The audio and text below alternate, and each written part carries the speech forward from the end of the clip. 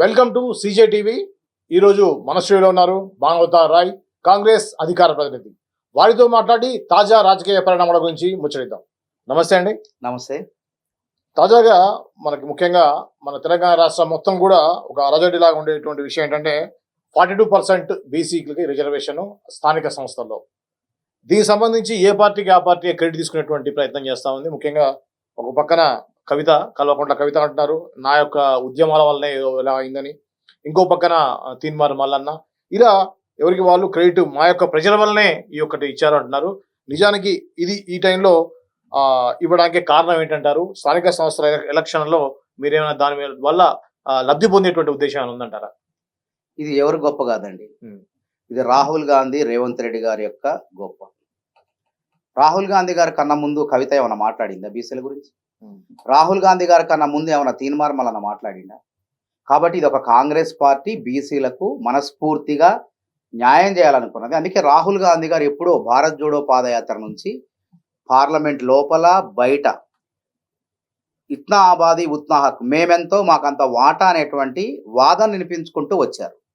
ఆ వాదన వినిపించే క్రమంలో రాహుల్ గాంధీ గారిని బీజేపీ రాష్ట్ర నాయకత్వం, జాతీయ నాయకత్వం ఇద్దరు కూడా అనేక మార్లు ఆయన కించపరిచారు. రాహుల్ గాంధీ నీదే కులం, రాహుల్ గాంధీ నీదే మతం, కులగణనతో పాటు జనగణనతో పాటు కులగణన ఎట్లా చేస్తాం, అసలు నీ కులం చెప్పు, నీ మతం ఏందో చెప్పు అని చెప్పి అవమానపరిచారు. అయినా రాహుల్ గాంధీ బీసీలకు న్యాయం చేయాలి, ఈ దేశంలో అత్యధిక సంఖ్యలో ఉన్నటువంటి అణగారిన బహుజన వర్గాలకు న్యాయం చేయాలని చెప్పి మాట మీద కట్టుబడి ఉండి వాళ్ళ కోసం మాట్లాడటం మొదలుపెట్టిండు. అందుకే బీజేపీ ప్రభుత్వం కూడా మొదట ఈ విధంగా మాట్లాడి కులగణన వ్యతిరేకించిన బీజేపీ ప్రభుత్వం రాహుల్ గాంధీ గారి యొక్క శక్తికి దెబ్బకు భయపడి ఒక మెట్టు దిగి వచ్చి మేము కూడా జనగణనతో పాటు కులగణన చేస్తాం, జాతి గణనలో కులగణన చేస్తామని చెప్పి ముందుకు రావడం నిజంగా ప్రశంసించదగ్గ అంశం. అయితే రాష్ట్రం విషయానికి వచ్చి కామారెడ్డి డిక్లరేషన్ ఎక్కడ, కవిత ఎక్కడ, తీన్మార్ మల్లన్న ఎక్కడ? అసలు నిజంగా ఈ బీసీ వాదం పుట్టించింది ఆర్ కృష్ణయ్య గారు. వారు కూడా అనలేదు మాకు బీసీలకు రాజ్యాధికారం కావాలన్నారే కానీ 42% రిజర్వేషన్లు అమలు చేయాలి, 50 సగానికి సగం అని వారు ఎప్పుడు అనలే. ఆ మాట అన్నది రాహుల్ గాంధీ, అమలు చేసి నిరూపించింది, చూపించింది రేవంత్ రెడ్డి ముఖ్యమంత్రి గారు. మరి ఇంక వీళ్ళ పాత్ర ఆడ ఉంది. ఏదన్నా ఊళ్ళో పెళ్లికి కుక్కలు ఆడావుడు చేసినట్టు ఈ కవిత మాట్లాడటం ఏంటి అసలు? సరే మల్లన్న అంటే ఓ బీసీగా సరే ఏదో మాట్లాడతాడు, కవితకి ఏం సంబంధం అసలు? తన ఘనతగా ఎట్లా చెప్పుకుంటది? రాహుల్ గాంధీ రేవంత్ రెడ్డి గారి ఘనతను తన ఘనత ఎట్లా చెప్పుకుంటది? కాబట్టి వారిది కాదు, ఇది కానే కాదు. కాబట్టి ఇది మొత్తాన్ని ముమ్మాటికి కాంగ్రెస్ పార్టీకి మొదట నుంచి కూడా ఒక సామాజిక బాధ్యత ఉన్నది. గుర్తుంచుకోండి, ఈ దేశంలో ఎస్సీలకు రిజర్వేషన్లు ఇచ్చింది కాంగ్రెస్ పార్టీ. తొలి బీసీ కమిషన్ కాకా కాలేకర్ కమిషన్ వేసింది కాంగ్రెస్ పార్టీ, నెహ్రూ ప్రధానమంత్రి. ఆ బీసీ కమిషన్ కూడా ఎందుకు అమలు కాలేదంటే వాళ్ళు ఆ రోజు 1951 జనాభా లెక్కల ప్రకారం 39 కోట్ల మంది జనాభా ఉంటే కాకా కాలేకర్ కమిషన్ 11 కోట్ల మంది మధ్య మాత్రమే సమాచారం సేకరించింది. అది అశాస్త్రీయం అని చెప్పి పార్లమెంట్ కమిటీ తోసిపుచ్చేసింది. ఆ తర్వాత హరిత విప్లవం, పారిశ్రామిక అనేక ప్రాధాన్యత క్రమంలో అది వాయిదా పడుకుంటూ వచ్చింది. తర్వాత గుర్తుపెట్టుకోండి, ఈ దేశంలో రిజర్వేషన్లు కల్పించింది ఎవరండి? ఓబీసీలకు కానీ బీసీలకు కానీ కాంగ్రెస్ ప్రభుత్వం, తెలుగు బిడ్డ, తెలంగాణ బిడ్డ పివి నరసింహారావు. ఆ రోజు మండల కమిషన్ 27% రిజర్వేషన్లు సిఫార్సు చేస్తే విపి సింగ్ గారు పాపం 1990లో ప్రధానమంత్రికి అమలు చేయబోయాడు. ఆ ప్రధానమంత్రికి అమలు చేయబోతే ఆ ప్రభుత్వానికి మద్దతు ఇచ్చినటువంటి బీజేపీ పార్టీ అనేక ఉద్యమాలు చేసింది. మండల కమండల పేరుతో ఈ దేశంలో అనేక ఉద్యమాలు చేసి ఆ విపి సింగ్ గారు ఎప్పుడైతే పార్లమెంట్లో పెట్టి అమలు చేయబోతుండో ఆయన ప్రభుత్వానికి మద్దతు ఉపసంహరించుకోవడం జరిగింది. తద్వారా బీసీలకు న్యాయం జరగలేదు. ఎప్పుడైతే కాంగ్రెస్ ప్రభుత్వం పివి నరసింహారావు వచ్చిన వెంటనే మండల కమిషన్ సిఫార్సుల్ని అమలు చేసి బీసీలకు 27% రిజర్వేషన్ అమలు చేసి ఈనాటికి కాంగ్రెస్ ప్రభుత్వం ఇచ్చిన రిజర్వేషన్లే బీసీలు ఉపయోగించుకుంటున్నారు. అదేవిధంగా 2006 సంవత్సరంలో సోనియా గాంధీ గారు, మన్మోహన్ సింగ్ గారు దివంగత ప్రధాని, అప్పటి వరకు ఓబీసీలకు కానీ బీసీలకు కానీ కేంద్రీయ విద్యా సంస్థలైన సెంట్రల్ యూనివర్సిటీ, ఐఐటి, ఐఎంలు రిజర్వేషన్ లేవు. ఉండాలి అని చెప్పేసి రిజర్వేషన్లు అమలు చేసింది కాంగ్రెస్ ప్రభుత్వం, సోనియా గాంధీ గారు, మన్మోహన్ సింగ్ గారు. ఇంకా బీజేపీ ఉందా, బీఆర్ఎస్ ఉందా? అసలు బీఆర్ఎస్ లేనే లేదు అప్పుడు. అసలు పార్లమెంట్ అంత బలం కూడా లేదు వాళ్ళకి. కాబట్టి నేను ఏమంటానంటే ఏది చేసినా కాంగ్రెస్ చేసింది. లంబాడీల్ని కూడా ఎస్టీలో జాబితా 75లో చేర్చి ఇందిరాగాంధీ కాంగ్రెస్ ప్రభుత్వం. కాబట్టి ఇంకొక అంశం తమిళనాడు గురించి మనం మాట్లాడతాం. మేమేం చేసినాం ఇక్కడ బీసీలకు 42% రిజర్వేషన్ చేయాలి. ఫిబ్రవరి నెలలోనే రేవంత్ రెడ్డి గారు ముఖ్యమంత్రిగా సర్కారు అసెంబ్లీలో బిల్లు పెట్టి పాస్ చేసి గవర్నర్ గారు సంతకం పెట్టి పార్లమెంట్ పంపి రాష్ట్రపతి గారు పంపినాం. మరి రాష్ట్రపతి గారు పంపినప్పుడు బీసీలపై నిజంగా చిత్తశుద్ధి ఉంటే తమిళనాడులో లాగా బీజేపీ ప్రభుత్వం మరి 9వ షెడ్యూల్లో చేర్చాలి కదా. చేర్చకుండా దొంగ నాటకం ఆడుతుంది, ద్వంద్వ నాటకం ఆడుతుంది.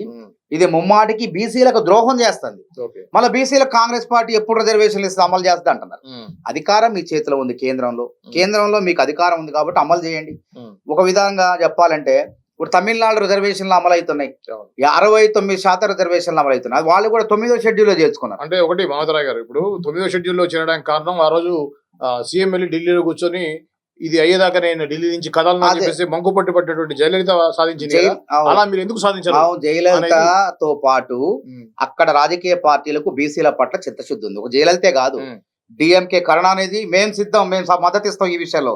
మాకు రాజకీయాలు అవసరం లేదు. బీసీలకు, బహుజనులకు, అన్ని వర్గాలకు రిజర్వేషన్ల పెంపు విషయంలో సుప్రీంకోర్టు చెప్పిన సీలింగుని తొలగించి మన రాష్ట్రంలో 69% రిజర్వేషన్లు ప్రవేశపెట్టడానికి మేమందరం అంగీకరిస్తామని చెప్పి అన్ని పార్టీలు అంగీకరించి జయలలిత గారికి మద్దతు తెలిపినాయి. మరి ఇవాళ ఏమంటున్నారు బీజేపీ వాళ్ళు? వాళ్ళ చేతిలో శక్తి ఉన్నది, వాళ్ళు చేయరు. ఎడ్డం అంటే తెడ్డం అంటున్నారు. కాళ్ళల్లో కట్టెలు పెట్టే ప్రయత్నం చేస్తున్నారు బీఆర్ఎస్ వాళ్ళు. అయినా ఆ రోజు 103వ రాజ్యాంగ సవరణ ద్వారా వాళ్ళకి 69% రిజర్వేషన్లకు రక్షణ కల్పించింది ఎవరు? కాంగ్రెస్ ప్రభుత్వం కాదా? ఆ రోజు పివి నరసింహారావు ప్రధానమంత్రి కాదా?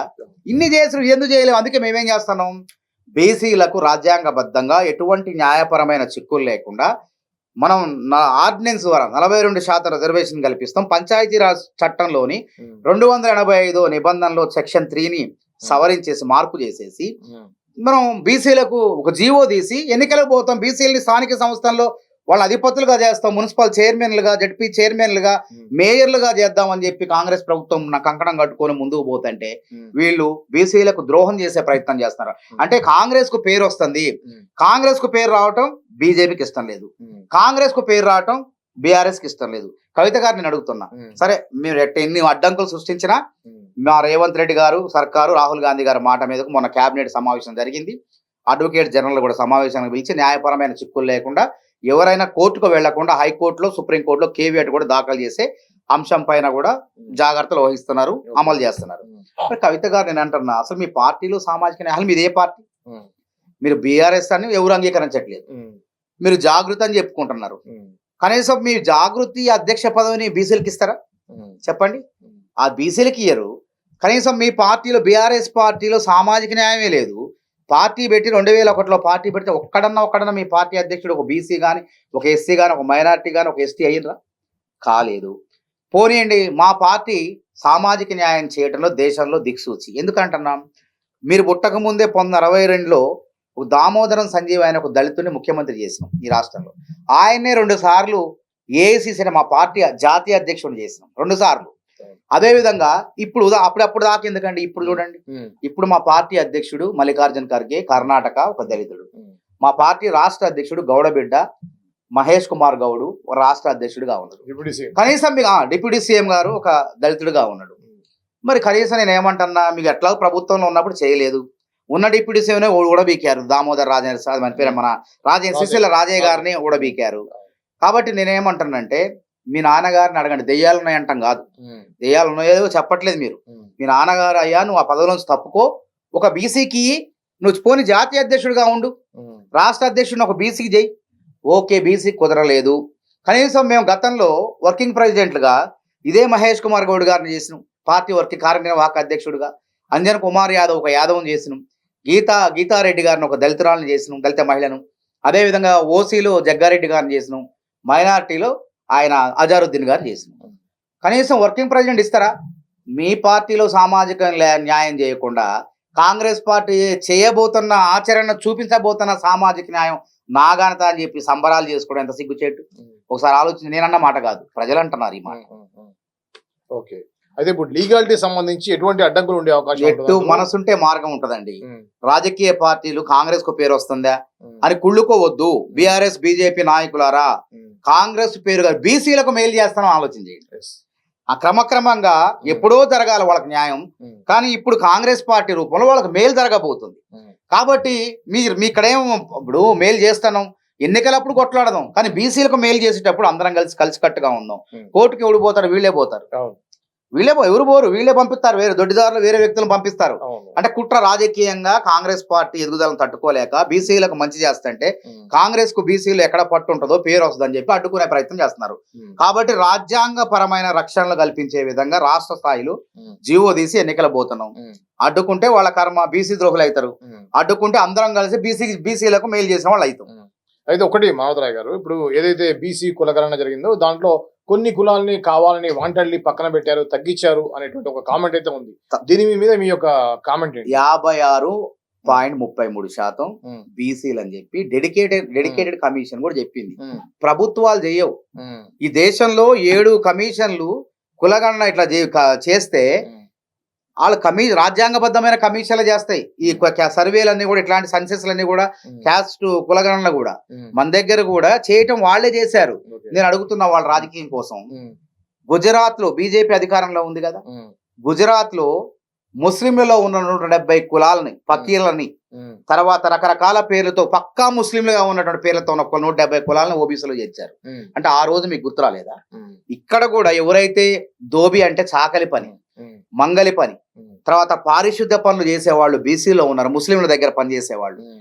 వాళ్ళందరూ కూడా ఒకప్పుడు బీసీలుగా ఉన్నారు, అందులోకి వెళ్ళిపోయారు వాళ్ళు. వాళ్ళకి న్యాయం జరిగే విధంగా వాళ్ళని బీసీలో చేస్తున్నాం. మీరు గుజరాత్ లో ఏ పని చేశారో మేము కూడా ఇక్కడ అదే చేస్తున్నాం తప్ప వేరే ఉద్దేశం ఏం లేదు. మొత్తం కలిపితే వాళ్ళెంత 10.28% వాళ్ళ జనాభా. మొత్తం అసలైన ముస్లిం శాతం ఎంత? 2.8% వాళ్ళ జనాభా. కాబట్టి ఇక్కడ బీసీలకు అన్యాయం జరగలేదు. బీజేపీ వాళ్ళు గుజరాత్ లో ఒకటి చేశారు, ఏం చేశారో మేము కూడా అదే చేసినాం. ఇది రాజ్యాంగబద్ధమే, దీన్ని ఎవరు కూడా తప్పు పట్టడానికి వీలేదు, కమిషన్లు చేసినాయి.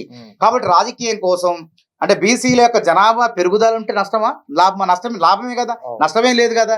కాబట్టి ఇదేంటంటే కాంగ్రెస్ పార్టీ రేవంత్ రెడ్డి శాస్త్రీయబద్ధంగా ఇక్కడ 97% జనాభాను గణన చేశారు. ఎవరి వాటా ఏందో మొత్తం కూడా కళ్ళ ముందు పెట్టారు. అవన్నీ చదవకుండా ఇష్టం వచ్చినట్టు అక్కడ ముస్లింలు ఎట్లా చేస్తారు బీసీపీలు అని చెప్పి వితండవాదం చేస్తారు. ఇది మంచిది కాదు. వాళ్ళు గుజరాత్ లో మిగతా 7 రాష్ట్రాల్లో ఏ విధంగా, ప్రతి రాష్ట్రంలో ఉన్నారు ఇట్లాంటి వాళ్ళు, బీసీ కమిషన్లు ఏ విధంగా చేర్చినాం అదే విధానాన్ని మనం చేర్చినాం. అంతే తప్ప ఎవ్వరికీ అన్యాయం జరగలేదు. బీసీల జనాభా ఈ రాష్ట్రంలో 56.33% అని స్పష్టంగా ఉంది. కాబట్టి అందుకే కోర్టులకు కూడా వాళ్ళు వెళ్లే అటువంటి శక్తి లేదు. ఎందుకంటే శాస్త్రీయ మా కాంగ్రెస్ పార్టీ కూడా మన CWS లో రేవంత్ రెడ్డి గారిని అభినందించారు. రాహుల్ గాంధీ గారు, మల్లికార్జున ఖర్గే గారు, సోనియా గాంధీ గారు, ఇతర రాష్ట్ర సిద్ధరామయ్య గారిని, ఇతర రాష్ట్ర PCCని పిలిచి, ఎందుకంటే మీరు చేసినటువంటి కులగణన దేశానికే ఆదర్శం. కాబట్టి తెలంగాణ కాంగ్రెస్ చేసిన కులగణన మీరంతా ఆదర్శంగా తీసుకోవాలి భవిష్యత్తులో అని చెప్పి దిశానిర్దేశం చేశారు. అంత గొప్పగా చేసిన బీసీలకు మేలు చేయాలి చిత్తశుద్ధితో, ఏదో నోటితో మాట్లాడి నొసడితో ఎక్కిరిస్తున్నారు. వాళ్ళంతా పైకి బీసీలకు న్యాయం జరగాలంటున్నారు, మళ్ళీ నొసడితో ఎక్కిరిస్తున్నారు. ఇది వెనకడుకుంది కదా, బుగ్గగిల్లి జోలబాడినట్టు బుగ్గ గిల్లుతున్నారు, అడ్డుపడుతున్నారు, మళ్ళా లోన కుమిలిపోతున్నారు. కాంగ్రెస్ పార్టీకి మంచి పేరు వస్తుంది. ఎవరు అడ్డుపడ్డా, ఎవడు కుతంత్రాలు చేసినా, కుళ్ళి శవమైనా బీసీలకు మాత్రం మేలు చేసి తీరతాం. థ్యాంక్ యూ అండి మాధవరాయ్ గారు. నమస్తే. ఇది CJ టీవీలో ఎవరైతే మాధవరాయ్ గారు వచ్చి కాంగ్రెస్ అధికార ప్రతినిధి ఉన్నారో వారు ఈ యొక్క 42% బీసీలకు ఇచ్చేటువంటి రిజర్వేషన్ సంబంధించినటువంటి వివరాలు వివరించారు. మరో అంశంతో మళ్ళీ కలుద్దాం. చూస్తూనే ఉండండి CJ టీవీ.